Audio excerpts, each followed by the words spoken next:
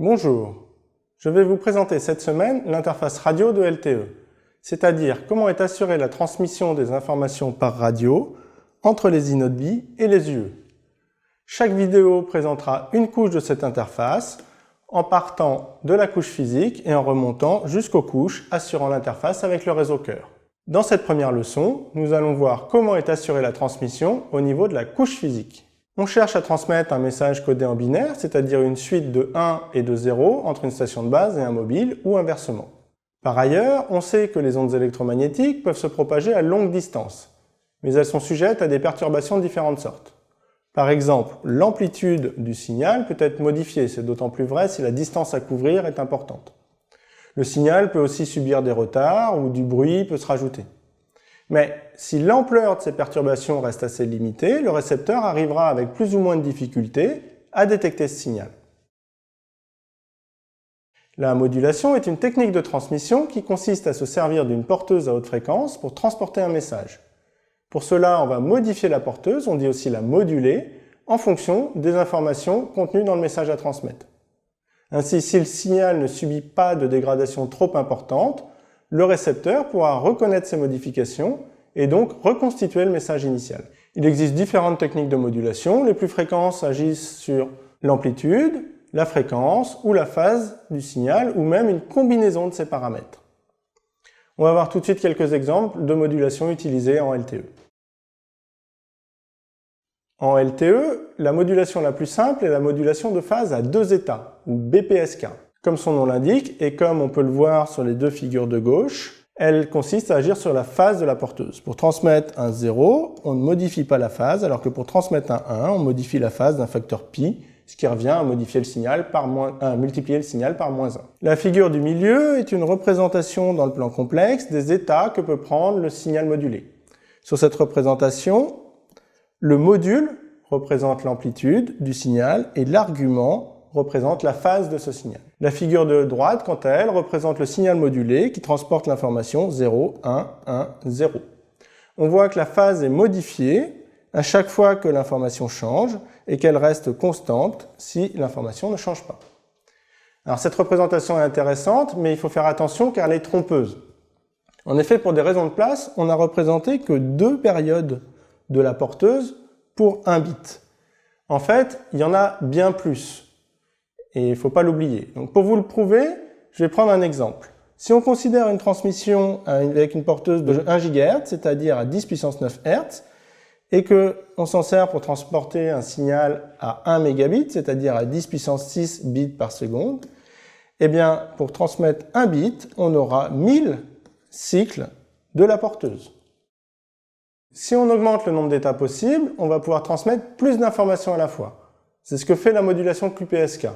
QPSK signifiant Quaternary Phase Shift Keying ou modulation de phase à 4 états en anglais. On voit sur la représentation dans le plan complexe qu'on a maintenant 4 états. Comme on a 4 états, on va pouvoir transmettre 2 bits en une fois. Par exemple, 0,0 pour une phase de pi sur 2, 0,1 pour une phase de pi sur 3, 1,0 pour une phase de 5 pi sur 2 ou 1,1 pour une phase de 7 pi sur 2.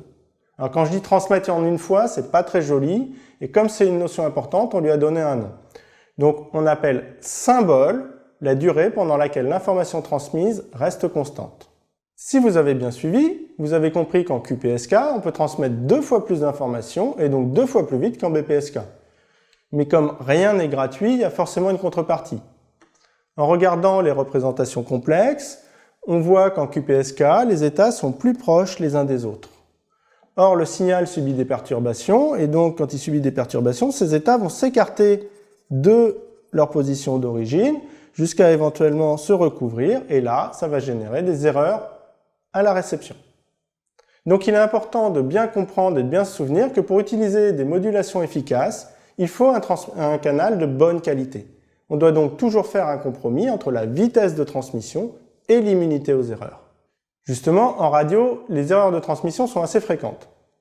Pour les compenser, les systèmes modernes comme LTE mettent en œuvre des systèmes de correction d'erreurs. Ça se base sur des codages mathématiques qui dépassent largement le cadre de ce cours, mais pour simplifier, on peut dire qu'on ajoute de l'information redondante pour permettre la reconstruction du message à l'arrivée. Par exemple, si je répète 3 fois le même message et qu'une erreur survient lors de la transmission, le récepteur pourra facilement identifier où est l'erreur et la corriger. Ça ne marchera pas à tous les coups, ça dépend de la quantité de redondance introduite, mais c'est quand même très efficace. On appelle taux de codage le rapport du nombre d'informations utiles sur le nombre d'informations transmises. En LTE, il varie entre 1 sur 3 pour une forte correction à presque 1 pour une correction presque nulle. On a vu que pour transmettre à un débit élevé, il est nécessaire d'avoir de bonnes conditions de propagation. On a vu aussi qu'en LTE, on peut employer différentes modulations et qu'on peut adapter le taux de codage. La combinaison d'une modulation avec un taux de codage s'appelle un MCS pour Modulation Coding Scheme. Comme les conditions de propagation changent rapidement et indépendamment pour chaque mobile, le système LTE ajuste en permanence le MCS de chacun des UE. Autre point important, LTE utilise une technique de transmission dite multiporteuse, que l'on appelle OFDM.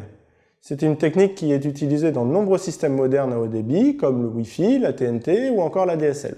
Ce schéma montre comment on peut se représenter la transmission OFDM. Donc, dans une modulation classique, le spectre occupé est centré sur une fréquence porteuse et occupe une largeur de bande qui dépend du débit de la transmission. En OFDM, la transmission OFDM revient à répartir le spectre sur plusieurs sous-porteuses. L'intérêt est double. Tout d'abord, le débit sur chaque sous-porteuse est plus faible. Donc, sans rentrer dans les détails, on peut dire que ça permet de mieux résister aux variations de délai dues au phénomène de multitrajet qu'on rencontre souvent dans les environnements urbains. Et d'autre part, chaque sous-porteuse est indépendante. Si une sous-porteuse est perturbée, on peut quand même bénéficier des autres. D'autant que si peu de porteuses sont affectées, la correction d'erreur à l'arrivée permettra de reconstituer le message de façon correcte. Quels sont les points importants que l'on a vus dans cette leçon? Eh bien, pour pouvoir employer une modulation efficace, il faut disposer de bonnes conditions de propagation. Dans le cas contraire, on doit se rabattre sur une modulation plus robuste, mais on aura un débit plus faible. LTE adapte donc en permanence les paramètres de modulation pour chaque terminal. Enfin, LTE utilise une technique de modulation qui s'appelle l'OFDM qui répartit la transmission sur des sous-porteuses indépendantes fonctionnant à bas débit.